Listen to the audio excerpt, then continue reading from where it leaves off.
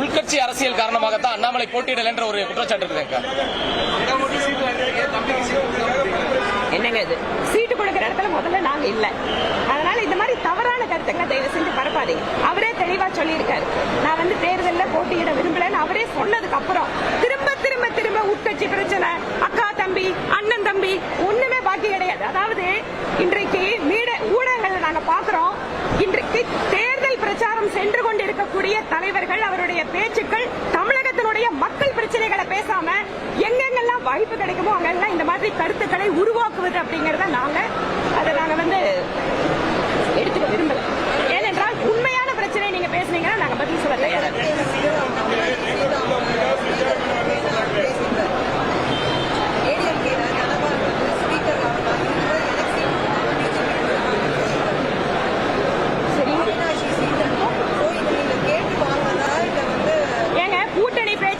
எந்தெந்த தொகுதி அப்படிங்கறது கட்சியினுடைய மேல்மட்ட தலைமை முடிவெடுக்குது.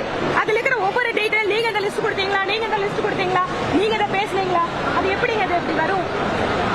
அது எப்படி நீங்க வந்து எதிர்பார்க்கறீங்க?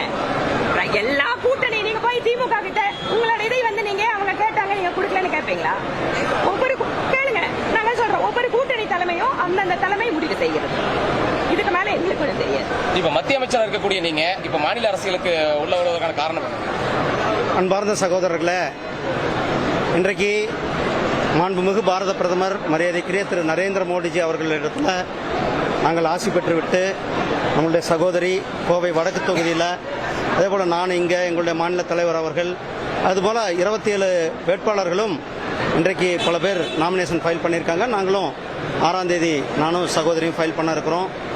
சகோதரர்களே, எங்களுடைய கூட்டணியினுடைய ஒரே நோக்கம் திராவிட முன்னேற்ற கழகத்தை ஆட்சியிலிருந்து அகற்ற வேண்டும் என்பதுதான். திராவிட முன்னேற்ற கழக ஆட்சியினால கடந்த 5 ஆண்டுகள் மக்கள் எந்த அளவுக்கு வேதனையில் இருக்கிறாங்க என்று ஒவ்வொரு சாதாரண மக்களுக்கும் இன்றைக்கு தெரிந்து கொண்டிருக்கிறது. குடும்ப ஆட்சி, திமுகவினுடைய குடும்பம், கலைஞர் அவர்கள், ஸ்டாலின் அவர்கள், உதயநிதி அவர்கள், இப்போ இன்பநிதி, இப்படி ஒரே குடும்பம் தான் தமிழ்நாட்டு ஆட்சி அமைக்கணுமா? இதெல்லாம் நாம வந்து வெளியில திமுகவை அனுப்ப வேண்டும். இரட்டை டபுள் என்ஜின் சர்க்கார் என்று சொல்லக்கூடிய தேசிய ஜனநாயக கூட்டணி மத்தியிலும் ஆட்சி மாநிலத்திலும் ஆட்சிங்கும் போது இங்க வந்து அடிப்படை கட்டமைப்பு தமிழ்நாட்டினுடைய வளர்ச்சிக்கு இது ஏற்கனவே பல நாடுகளில் பார்த்திருக்கோம். இது புரட்சி தலைவர் எம்ஜிஆர் அவர்கள் காலத்திலிருந்து கூட மத்தியில் இருக்கிற ஆட்சி கூட ஒரு அனுசரணை கடந்த 5 ஆண்டுகளில் மத்தியில் திமுக வந்து மத்தியில் இருக்கிற ஆட்சி கூட ஒரு அனுசரணையாக இல்லாத காரணத்தால தமிழகத்தினுடைய வளர்ச்சியானது பாதிக்கப்பட்டது. மக்கள் வந்து வளர்ச்சியை எதிர்பார்க்க, குறிப்பாக நம்மளுடைய பகுதி கோவை, திருப்பூர், ஈரோடு, நாமக்கல், சேலம், இந்த பகுதியெல்லாம் மக்கள் வந்து அதிகமான வளர்ச்சியை தான் எதிர்பார்க்கிறார்கள். இந்த வளர்ச்சியை கொடுப்பது தேசிய ஜனநாயக கூட்டணி வளர்ச்சியை கொடுக்கும். அதாவது நீங்க கேட்டீங்க, அதுக்கு வந்து நான் ஒரே எங்களுக்கு கட்சி என்ன கட்டளை இருக்கிறதோ அதை செய்கிறது தான் எங்களுடைய பணி. சகோதரர்களே, தேசிய ஜனநாயக கூட்டணி ஒரு மிகப்பெரிய வெற்றி பெற்று தமிழகத்தில் திராவிட முன்னேற்ற கழகத்தை வீட்டுக்கு அனுப்பிவிட்டு எங்களுடைய தேசிய ஜனநாயக கூட்டணியானது ஆட்சி அமைக்கும். நன்றி. மத்தியிலும் தேசிய ஜனநாயக கூட்டணி, மாநிலத்திலும் தேசிய ஜனநாயக கூட்டணி.